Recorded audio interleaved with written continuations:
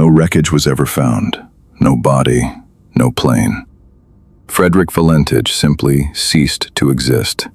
Over 1,000 square miles of searched ocean. The Australian government closed the October 21st, 1978, 7:06 p.m. A 20-year-old pilot named Frederick Valentich radioed Melbourne Air Traffic Control from 4,500 feet above Bass Strait. He told them something was following him, something he could not identify. His engine had started running rough, and then, in his final transmission before all contact was lost forever, he said 4 words. "It's not an aircraft." The signal cut. What replaced it was described by aviation investigators as metallic scraping sounds, 17 seconds of them, then silence. The case with a phrase that explains absolutely nothing. Presumed fatal, cause unknown. There is one detail in this case that every documentary skips. One thing in the official file that nobody in the Australian government has ever addressed. We'll get to it. To understand what happened on that flight, you need to understand who Frederick Valentich was. Not who the official summary says he was, what the file actually contains. Frederick Paul Valentich was born June 9, 1958, in Melbourne, Australia. By the evening of October 21st, he had accumulated exactly 150 hours of total flying time. He was desperate to build more. He had applied twice to join the Royal Australian Air Force. Rejected both times. Inadequate educational qualifications. He had sat all 5 commercial pilot license examination subjects and failed every single one. Twice. In the month directly before his disappearance, he failed 3 more. He had been formally warned for straying into a controlled airspace zone in Sydney.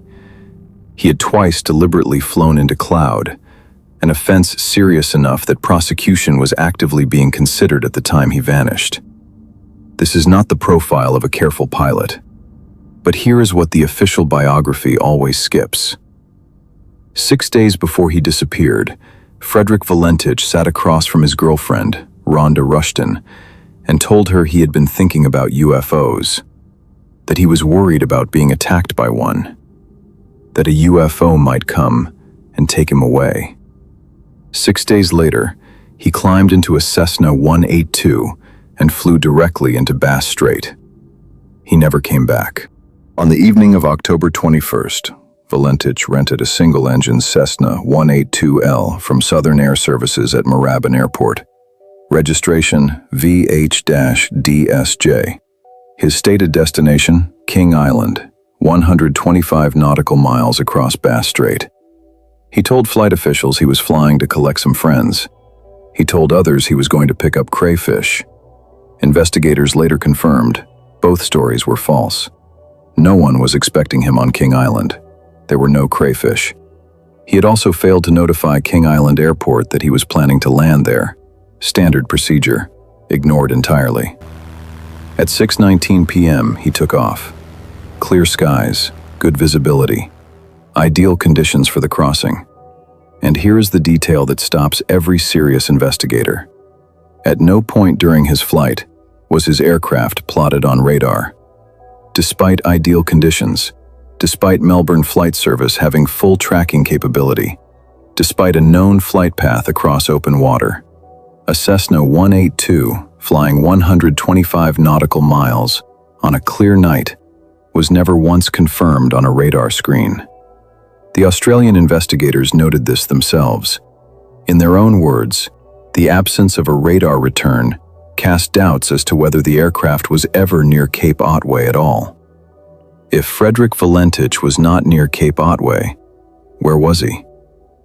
7:06 p.m., 47 minutes into his flight, Valentich radioed Melbourne Flight Service. What followed is preserved in the official transcript, word for word. 6 minutes and 28 seconds of recorded contact, and not 1 second of it has ever been explained. He reported an unidentified aircraft following him at 4,500 feet. Melbourne Flight Service checked. No known traffic at that level. No registered aircraft anywhere near his position. Valentich said he could see it clearly. A large aircraft, illuminated by 4 bright landing lights, moving at a speed he could not estimate. He said it had passed approximately 1,000 feet overhead, at high speed. At 7:08 p.m., he reported it was approaching again, this time from the east. He said the other pilot might be purposely toying with him. Then he reported something that does not match any civilian aircraft in the 1978 catalog. The object was orbiting above him. It had a shiny metal surface, and it had a green light on it. He reported his engine beginning to run rough. Melbourne Flight Service asked him to identify the aircraft. Frederick Valentich radioed back 4 words. "It's not an aircraft." And then, the official recording captured something that aviation engineers have never identified. A sound described in the investigation summary as metallic scraping sounds. 17 seconds of it. Then, silence. Melbourne Flight Service called again. No response. Called again. No response. The file records no further contact. If this case is new to you, the channel goes deeper on cases like this every week. The file stays open. Hit subscribe so you don't miss what comes next. The following day, Australia launched one of the largest aviation search operations in Bass Strait history. An RAAF Lockheed P-3 Orion, 8 civilian aircraft, ocean-going ship traffic. The search covered over 1,000 square miles of open water. It found nothing. No wreckage, no fuel slick, no personal effects, no body. The search was discontinued on October 25, 1978. 4 days, 1,000 square miles, 0. 5 years later, in 1983, one piece of evidence surfaced. A single-engine cowl flap washed ashore on Flinders Island. The Bureau of Air Safety Investigation confirmed it was consistent with a Cessna 182 within a specific range of serial numbers that included Valentich's aircraft. One cowl flap in 5 years. From an aircraft that, according to every official theory, crashed into open water that had been searched comprehensively. The rest of the plane has never been found. Not once. Not in 47 years. But here is what the official investigation does not address. On the night of October 21, 1978, Melbourne police received a report. A light aircraft had made a mysterious landing near Cape Otway, at the exact same time Frederick Valentich disappeared. That report does not appear anywhere in the Department of Transport investigation summary. It was not followed up. It was not explained. It is in the public record because it was reported to police. It is absent from the official aviation file entirely. And then there are the photographs. A local plumber named Roy Manifold had been photographing the sunset from the beach near Cape Otway Lighthouse that same evening. He was not looking for anything unusual. He developed the photographs after Valentich disappeared and submitted them for analysis. An independent organization called Ground Saucer Watch examined them. Their conclusion: a bona fide unknown flying object of moderate dimensions, apparently surrounded by a cloud-like vapor and exhaust residue. The photographs appeared to show an unidentified object exiting the water near Cape Otway Lighthouse. The Australian Department of Transport did not include Roy Manifold's photographs in the official case file. They did not commission an independent analysis. They did not comment on them publicly. The photographs are not referenced anywhere in the investigation summary released to the public. The Department of Transport, under sustained public pressure, eventually offered a theory. Their officials proposed that Valentich had become disoriented, that he had seen his own lights reflected in the water, or lights from a nearby island, while flying upside down. Flying upside down, in a Cessna 182, on a clear night, 47 minutes into an uneventful crossing. They did not explain the metallic scraping sound. They did not explain the radar gap. They did not explain the mysterious landing near Cape Otway, reported to Melbourne police that same night. They did not explain why Roy Manifold's photographs were excluded from the official file. They did not explain why a 20-year-old pilot, 6 days before his disappearance, told the woman he loved that something from the sky was going to take him. The Australian government has never explained what was orbiting Frederick Valentich's aircraft for 6 minutes and 28 seconds at 4,500 feet above Bass Strait. They closed the file. They called it presumed fatal, cause unknown, and they have never reopened it. Frederick Valentich is not the only pilot this file connects to.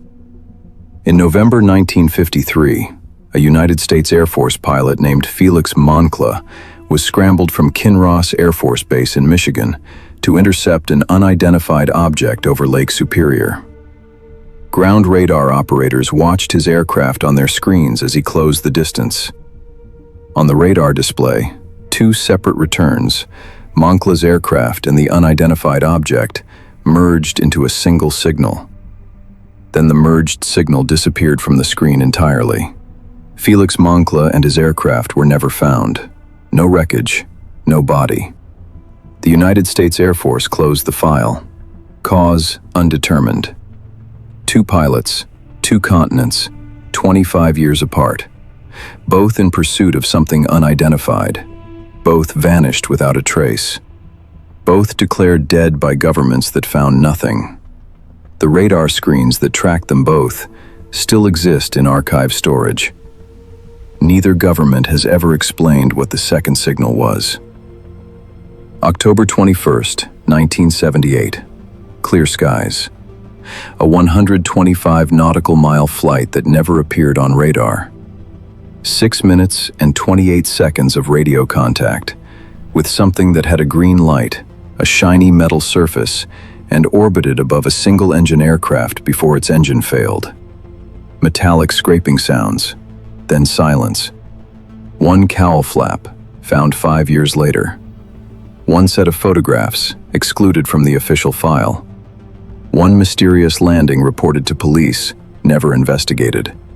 And a pilot who told his girlfriend 6 days earlier that something was coming for him. The transmission recording is in the National Archives of Australia. The cowl flap is in evidence storage. The file has been closed for 47 years. The file doesn't close here. Archive X goes deeper every week. Make sure you're there when the next case opens. Case file, Archive X. Status, Unresolved.